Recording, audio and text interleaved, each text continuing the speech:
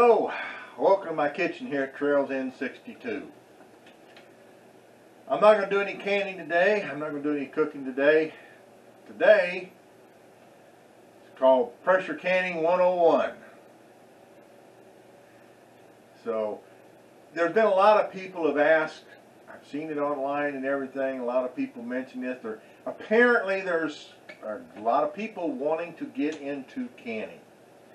Now, I don't know if it's just a now thing or if it started before, but starting last fall of 2020, certain canning implements, jars, lids, became almost impossible to find. I don't know why. Maybe in this pandemic we had. Maybe people just decided they needed to start preparing, stocking up on food, or maybe they were just home and wanted to give it a try. Who knows what the reason is? Maybe the companies just decided they'd take advantage, although I don't know how much advantage it could be. If you don't have the stock, you can't make any money. But it was hard. It was almost impossible to find. I even went to the extent to order some supplies in an off-brand from Amazon online. But regardless, there's a lot of people have expressed an interest in canning, what to do, how to get started, what do you need to get started, and that sort of thing. Well, I've been canning for almost 50 years now. I don't claim to be an expert, although I play one on YouTube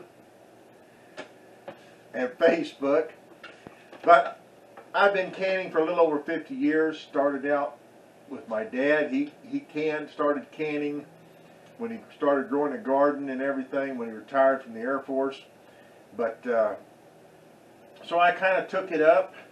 Been gardening and canning on my own since 1976 when I planted my first garden, and I enjoy it. I used to can a whole lot more than I do now. Bigger garden you grow, the more stuff there is to can. So let's talk about canning, what you need to do to get started, how to get started, what you need to look for, and how to do it. I know there's a lot of information out there, there's a lot of books out there, there's a lot of videos out there, there's a lot of people out there who can help you out. So use every resource you possibly can use. As for me, I started out, like I said, in 1976. The canner that I bought then, I think I bought it down in Hardy, Arkansas, but I wouldn't say for sure. It was a heavy cast aluminum canner with wooden handles. I bought it because it had wooden handles. I liked it. Because I looked at some of the other ones, had plastic handles. I thought, man, they just look cheap. So I got this heavy cast aluminum one with wooden handles, had a gauge on it and a little jiggler weight on it and everything, and that's what I used for years and years and years. Matter of fact, I may still have that canner out in the shed. The wood's probably rotted off on it. But in 2015, yeah, from 1976 to 2015, I used the same canner. Now, the one thing about the old canners is they had a seal on the inside that was rubber, and you always had to check that rubber seal because it could dry out and crack and get brittle. Had to keep it oiled, and every once in a while you just had to change it out. And sometimes they were hard to find, especially when you had an off-brand canner like what I had. But in 2015 I bought my next new canner, and there are a lot of different types of canners. Okay, you can pay a lot of money for some of these canners, and they may be worth the money. People that buy them and use them, I think it's called the American canner. It's got the little flip-up attachments that screw down. It doesn't have a seal. It's a metal-to-metal contact. American made, and it is, from everything that I've read and heard, it is absolutely a very high-quality canner. And you pay for it. And it's probably well worth the money. I never had that kind of money to pay for one. And I've got 3 canners now, so I'm not going to invest in buying another one. But they say it's a good canner. I've never used one. If that's the kind of canner you want and that's the kind of canner you buy, I can't help you. So, the first canner that I bought after my, or the second canner I bought after my first canner, I used it for years and years and years, was a Granite ware. I've got it right here.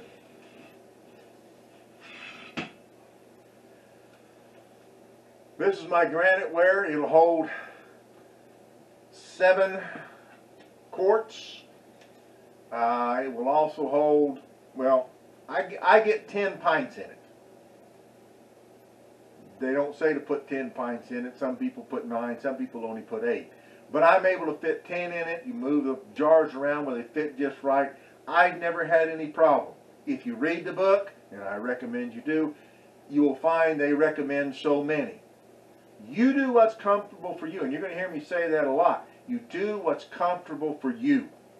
If you're not comfortable doing it, don't do it. I've had people say they packed them full and touching jars and everything, they crack and break and all kinds of stuff.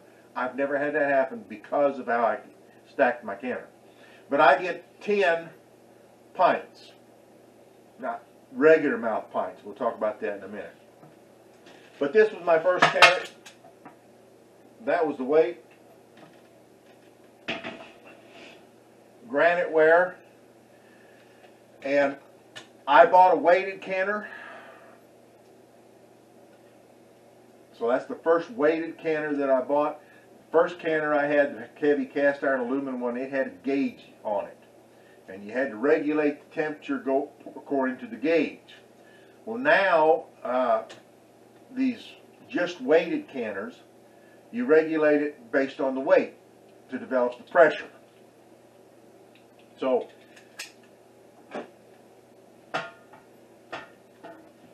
let me show you the lid here. This is the lid. Here in the center part here is where your weight goes.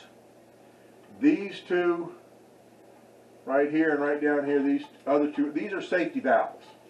If the pressure builds up too high, then these will pop off. Okay, they're safety valves, what they are. Then in the handle, right here in the handle,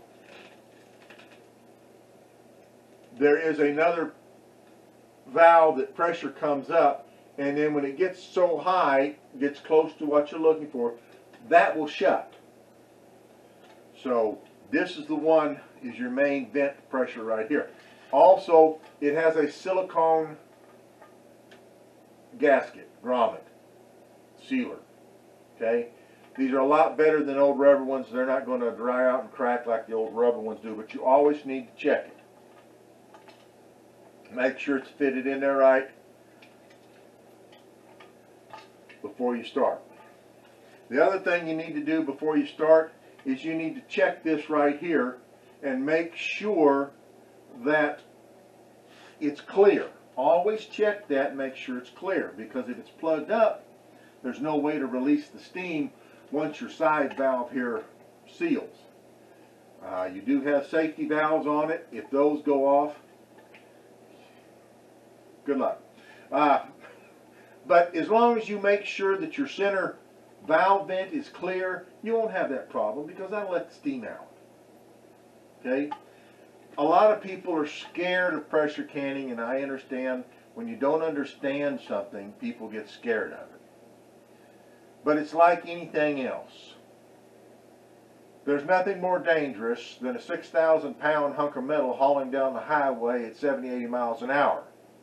And we drive those every day. If they're not properly maintained and taken care of, they become dangerous. It's like anything else.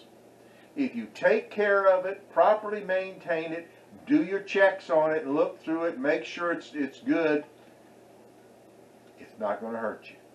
So you always check that hole, make sure that hole is clear. Some people take a pipe cleaner and stick through there to make sure it comes through.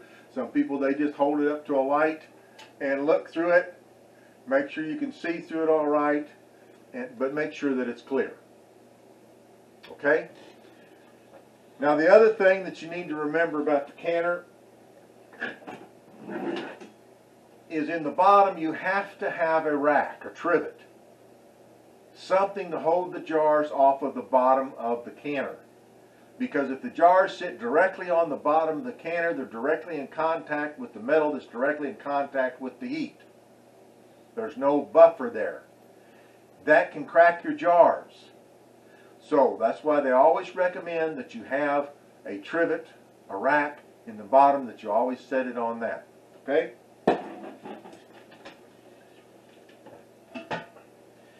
Now the weights. I use a weighted canner. If you use a gauge canner, it's been so long since I used a gauge canner I can't even tell you how to use it anymore. I use a weighted canner. All my canners are weighted canners. And generally the weighted canner will come with 3 weights. Some of them only come with 2. My new electric canner, it only comes with 2 weights. This particular one comes with your centerpiece, and that's a 5-pound weight. There are some things that call for a 5-pound weight. I don't do those, so I don't worry about it. The next one, there's a ring. This is a 5-pound pressure ring. When you put that on top of there, now what you have is a 10-pound pressure weight. And then it comes with another ring. That's another 5 pounds. You put that on, and that brings it up to a 15-pound pressure weight. What's the difference? When you're using a pressure canner, the difference is your elevation above sea level. The higher you are above sea level, the more weight that you need. And they develop a standard. If you are under 1,000 feet above sea level, or even if you're below sea level, excuse me, if you're up to 1,000 feet above sea level, you only use the 10 pounds of pressure. So you would take one of the rings off and only use 10 pounds. If you're over 1,000 feet above sea level, then you have to use the 15 pounds of pressure. I'm above 1,000 feet, so I use the 15 pounds of pressure for everything that I do. I have a recipe, I look at the recipe. If the recipe says 11 pounds, I'm using a 15-pound weight. If the recipe says 12 pounds, I'm using a 15-pound weight. If you're using a weighted canner, you use either a 10 or 15-pound weight, depending on your elevation above sea level. Okay? That's just my standard. Other people may tell you different. Other people's not here, I am. So, it's all up to you. Again, you are your own quality control. Now, the next canner I bought, because I had such a big garden, and my garden kept getting bigger and bigger, and I kept canning more and more, and I began to rotate my crops, and I'd do 2 or 3 green bean growings in a season, 2 corns, and things like that. My tomatoes, I'd plant more and more tomato plants, and I'd do some other stuff, and squash, and okra, and different things like that. I went to a double canner to use. Now this is my double canner. Oh, one more thing on my graniteware canner, just so you know. When I bought that in 2015 from Amazon, it was $59.95. That was a good buy. Today, it's hard to say. There are 2 different ones listed on there. The description of both of them is a 20-quart canner, and one of them is listed for $252.55. The other one is listed for $159.95. But when you look in the description of the $159.95 one, it calls it a 12-quart canner. So I don't know what that canner would cost you today. There are other canners that are cheaper, less expensive now too. You can get a good Presto canner for, I'm thinking $50, $60, maybe less. I don't know. But they're a good canner and a good buy. So you buy what you're able to buy. But in 2017, I bought this mirror 22-quart canner, and I paid for it in 2017. I paid $62.85. The same canner now on Amazon is $97.49. So you can see where they're going up. Now here, this is the double canner. Now it's called the double canner because I can stack 2 layers of pints. You can't stack 2 layers of quarts. It has to be bigger than this to do 2 layers of quart. I think American, that other one that I was talking about, I think it makes a 2-quart canner. But if you're just starting out, you don't want a 2-quart canner anyway. You want to start out with the 1-quart size, 1 pint level, 1 quart, where you just put 1 quart in there. When you start growing your garden or getting more, then you know, if you want to go to something like this, good for you. This also has a, let me put this back out of the way. Here's the lid. This has 1 safety valve in it, but it also has a valve here in the lid like the other one does for venting. And then this is the center vent right here. And again, check your vent, check your seal, make sure those are all good. This particular one comes with individual weights. It came with a 5-pound weight, a 10-pound weight, and a 15-pound weight. And they just snap on there. Now, like I said, I only use the 15-pound weight. But it comes with 3, as most of them do. So I use the double canner, like I said, for when I want to do 2 layers of pints. Now you have to understand how a canner works. You have to have water in the canner. Alright? Most books and recipes and everything will tell you about 2 inches, 3 quarts, something like that. Okay? Generally 3 quarts is a good standard to go by.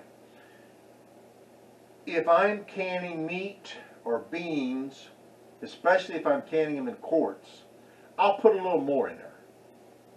Now you have to be careful putting too much water in there, and we'll get to that when we start talking about that, but it has to have water in it because what happens is the water will begin to boil in the closed environment and it'll start venting and blowing out steam. The purpose of pressure canning is to can by heat and pressure, not boiling water. There is water bath canning where you use boiling water. I don't do that anymore. I used to do some. I used to do jellies, jams, tomatoes, salsa, tomato sauce and salsa. I used to always water bath those. I don't anymore. I don't do jellies and jams because I just don't eat jellies and jams. So I haven't made any jelly or jam for several years. I've got some jelly back there in my storage closet. It's probably been there for 10 years. I just don't eat it. I have grapes out here that I eat Concord grapes I make jelly out of, and I've made a lot of jelly and given a lot of jelly away, but I just don't eat it, so I don't make it anymore. And so when I stopped making jelly, I decided I'm just going to pressure can even my tomatoes. So I pressure can everything. For me, it's a better way to go. If you want a water bath, this is not the place because I don't water bath. So I can't talk that. But there are people who water bath almost everything. There are FDA and the extension offices will tell you you can't water bath this, you can't water bath that.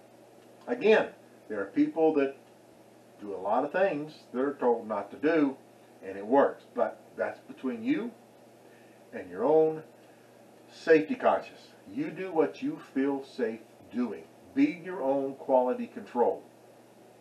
All right. So I use that for a double batch of pints, and you have to put a rack on top of the first level, and the second level is not even in the water.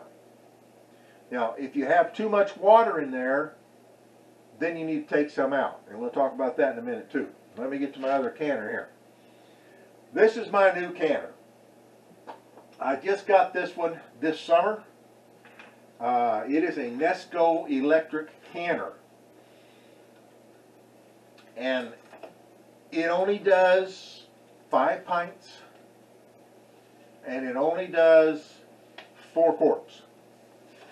Well, I'm by myself now, So I don't need, I didn't even plant a garden this year. I barely planted one last year, just a few tomatoes, a few peppers, and that's it. But I didn't even plant a garden this year. I've got stuff canned up, tomatoes and green beans and that sort of thing. So I didn't even plant a garden this year. I don't need to can that much. I'm concentrating now on what I call meal in a jar. Okay? And I've done some of those. And I'm going to be doing some more. But I don't need that many. So I got this. It does 5 pints. Now it also comes with weights. Comes with a green weight and a black weight. And the green weight is 15 pounds and the black weight is 10 pounds. So naturally I'm going to use the green weight. But it is a Nesco. There's also a, I think it's called a Presto, that's supposed to be a real good electric canner. And this is the canner. It'll do 5 pints, like I said, 4 quarts. And it does a great job for me. Plus, it's a whole lot simpler than on the stove, because I don't have to worry about watching it. I just set the timer, and all I have to do is wait for it to beep and tell me it's through binning, and put the weight on lock. And that's it. It does everything else. So I bought this one at Amazon for $129.95. And then a little over a week later, it was on sale for $80.99. So I kind of lost out on that one. But anyway,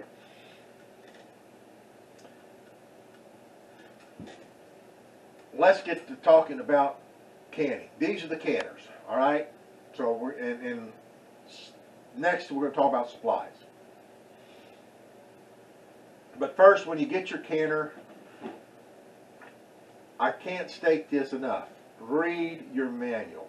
I'm the worst person in the world about reading directions and reading the manual. I try to figure it all out myself. And my philosophy has always been, when all else fails, read the manual. Well, trust me with this, read the manual first so you know what you're doing with it. Because they're very simple, really, when you know what you're doing. And the manuals are generally pretty good. So, read your manual. It'll tell you what to do. All right? Now, that's important. So you make sure that you get the canner that is going to meet your criteria for what you need. If you've got a family, or if there's if you're growing a garden and you need canning, then you need to get you something that's going to meet your needs. You come up with one of these electric canners here. It's only going to do 5 pints, and you've got 50 tomato plants out there and 75 green bean plants and something like that. It's not going to do you. So your canner needs to be one that will work for you. All right? If you're just starting out, I don't recommend you start out with a big garden and try all this canning all at once. Okay? But if you're canning for more than just one person or 2 people, you can use this little electric canner for 2 people also. It'll make some quarts and do a little at a time. So, or go with the single layer canner back here, and they make a good quality one of those. It's reasonably priced. So you do what's going to be good for you. All right? Don't try to do too much at once. When you're first started canning, don't try to can a whole bunch of stuff all at once. Start out small. Start out, you can go to the farmer's market, you can get you get some green beans. Green beans, one of the easiest things in the world to can. You don't have to blanch them, you don't have to do anything but wash them and snap them. Put them in jars, fill them up with boiling water, seal them, stick them in the canners. Okay? That's pretty simple, but basically that's the way it works. So they're very simple to can. It's good to start out with green beans. Just my suggestion. But you can go to the farmer's market and you can buy it. You can go other grocery stores that have where you can buy a bulk quantity of something that you can buy like that. Something simple. If you don't have your own garden, you can always go that route. If you do happen to buy a used canner at a yard sale or a flea market or something like that, make sure you get it checked out, especially if it's a gauge canner. Go down to the University Extension office, get it checked out. Most states have got a state university, what they call land grant universities, and they have extension offices around the state, and you can go to one of those and get it checked out. Other supplies. Your canners is going to be your biggest investment. I apologize if I seem to be talking rapidly getting through this, but I'm trying to make this not a very long video, but there's a lot of information, and I want you to know what you're doing before you start canning. So other supplies, your next thing to consider, of course, is jars. And there's a lot of different places carry jars. You have to be careful on some of these. There are some off-brand jars. I've used some Walmart brand jars. I've used those. Buying jars at flea markets or yard sales or auctions or things like that, you can come across canning jars. If you buy used jars, always check them out thoroughly. Make sure there's no cracks, no dents, no dings. Make sure the lids are not chipped on top, otherwise they're no good. There are several different size jars. Jars come in different sizes. 2 standard mouth sizes. There is a wide mouth, and then there is a regular mouth. Those are the 2 standard jar mouth sizes that they come in. Okay? That's important. That's 2 different sizes. These are quart jars. They also make half-gallon jars. I've never canned anything in a half-gallon size. I can use my double canner for that, but I have no need for it. Quart size is the biggest I use. Generally, if we needed more than that, we just open 2 quarts or open a quart and a pint. So there's quart sizes, the wide mouth, quart sizes, the regular mouth. Now the next size down, it's a new one that they've come out with just in the last few years. It's called a 1.5 pints, and its standard size is a wide mouth. I like these for certain things. I like to put my hamburger in these because if it calls for 1 pound of hamburger in the recipe, I like a little more hamburger. So these you can put more than 1 pound of hamburger in. Bacon. I do my bacon in these when I can bacon because they're tall enough that I can put the bacon in, but they're not as big as one of these, so I don't have to put that much bacon in a roll. Excuse me. I haven't done this much talking since I taught school. The next size down is pints. Pint size, pint size. Again, there's a wide mouth and a regular mouth.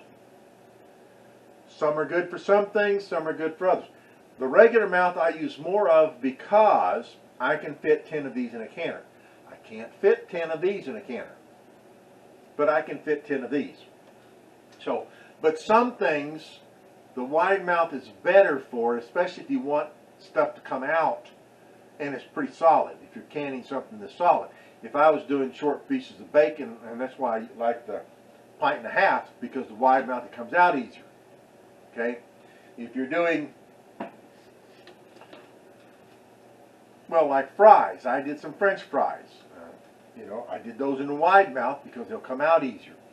If you need it to come out of the jar easier, use a wide mouth. Or you can use wide mouth for anything. I'm basically the same. Just one has a wide mouth and one a regular. Use whatever's comfortable for you to use. There is a 3/4 pint that some people use for jelly. I've got a few of those, but just like 2 or 3. The next size is, in fact, the 1/2 pint. There's a 1/2 pint. Now, they do make a 1/2 pint wide mouth. I don't use them because there's just not much volume this way. There's more volume this way. But this is a 1/2 pint. They use a regular mouth that uses the same size lid and ring as this one does. Same size. on the top. It may look like a wide mouth because the lid opening is the same size as the jar, but it's not. It's a regular mouth. They also come in this style. This is a little round. These are for jellies and jams. They're really nice for that. Again, it is also a regular mouth, half pint. And then there are these. These are kind of neat. I bought a bunch of these to can peppers in.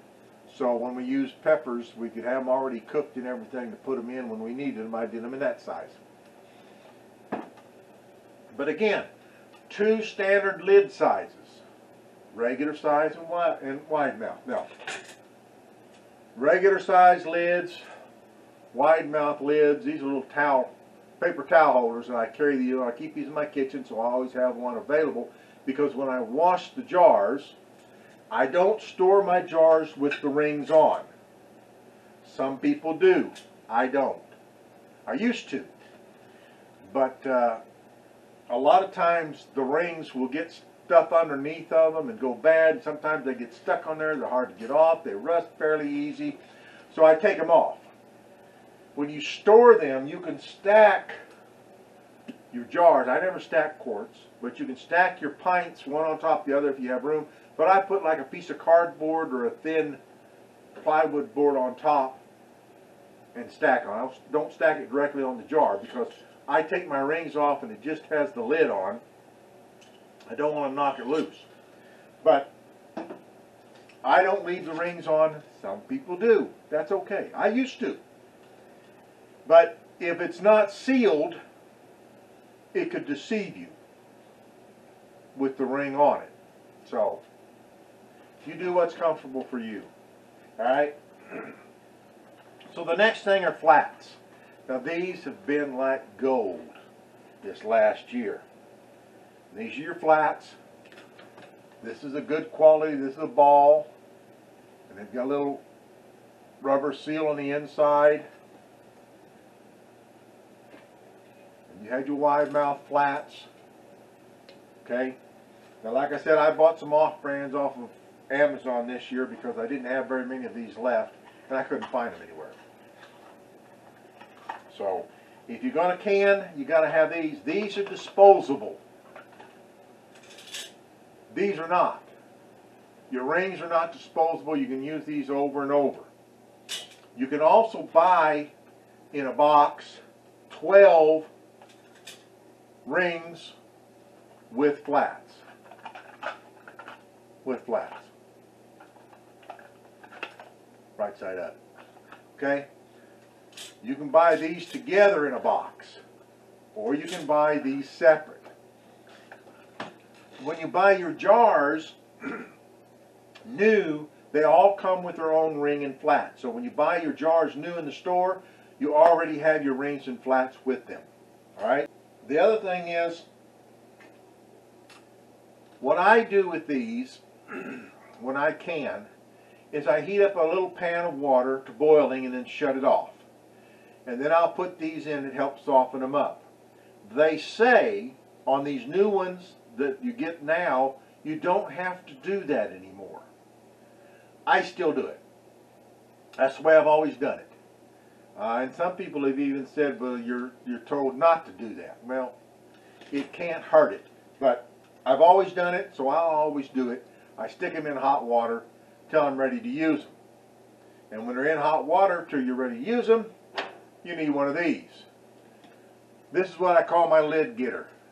It's got a magnet on the end of it, so you stick it down in the hot water and pick your lid out to put on your jar. That's very important if you're going to heat your lids in hot water. And if you buy off-brand lids, Kerr, Ball, those are the two standard lids, I think. Pretty much it. So, if you buy an off-brand,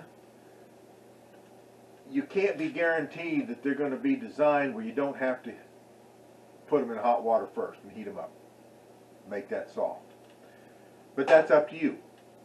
My recommendation is, especially if you have an off-brand flat, that you put it in the water. Don't boil it. It'll get too soft. Just bring your water to boil, shut it off. Then put your flats in it, and that'll soften them up. But you'll need one of these if you do that. You'll also need a jar getter. I know these names are not scientific, but that's what I call them. This is my jar getter. Alright? Now, it works this way.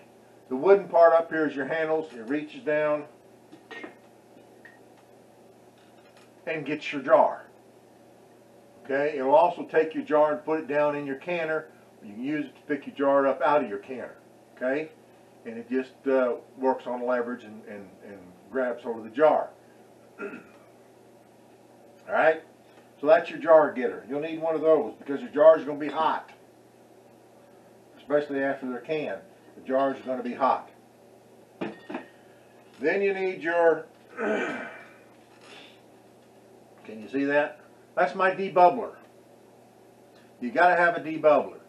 This is a basic, simple debubbler. It's just a plastic strip, and it's designed to debubble. It's made by Ball, as a matter of fact. There's nothing fancy about it. It's just a debubbler. They recommend you use wooden or plastic instrument to debubble because metal instruments can scratch the glass. If you scratch the glass, it's going to weaken the glass, and under the pressure it could collapse, break, shatter. So, plastic. They make fancier ones. As a matter of fact, they make a fancy one. Oh, well, it's fancy. How fancy can you get for a plastic stem? But they make one where it has little markers here that can mark on the side of a jar a half-inch, inch depth. Because most, it may measure something else, or measure another depth too. I don't know. I've never used one. I've just seen them. Most of your airspace is required in your jar. Most of it is either a half an inch or an inch. We'll talk more about that in a minute. So you need a debubbler. You've got to debubble. You need a funnel. Well, some people don't use a funnel. Sometimes it just makes a mess. So you got to have a canning funnel. See the big opening there? It's designed to go down into the jar. Sets down into the jar. Sets perfectly into a regular mouth jar. It will also set into a wide mouth jar.